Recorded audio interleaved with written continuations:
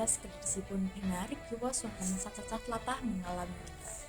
Boten namung regi minggah, stok persediaan los ugi kawates kawontenan puniki dikeluhaken pedagang lan pembeli kangge ngebaki kabetahan piyambakipun sedaya. Pedagang pembeli was wonten Jambi ngeluhaken mahalipun regi was akibat dina ingkang nglanda cacah latah. Bab puniki ugi dipunjahati amargi stok ingkang kawates mila pedagang kasisahan matusi persediaan los. Ketinggal wanci puniki, regi wos wonten tingkat pengejar tembus wonten regi 2.000 per kilogram.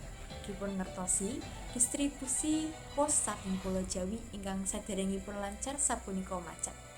Pedagang wonten pekan tradisional Angsa 2 Enggal Jambi ugi wanci puniki ngandelaken stok wos saking distributor asal Palembang.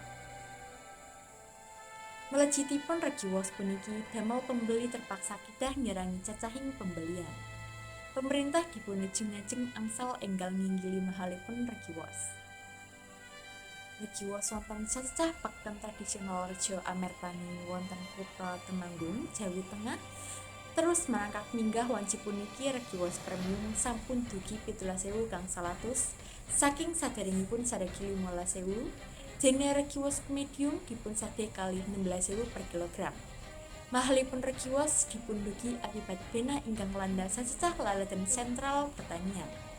Kejawi regi ingkang awis, pasokan wos premium kemasan gangsal kilogram ugi sisah dipun angsal stok wos wonten distributor ingkang limrahipun dugi 100 ton, sapunika maksimal namung 15 ton.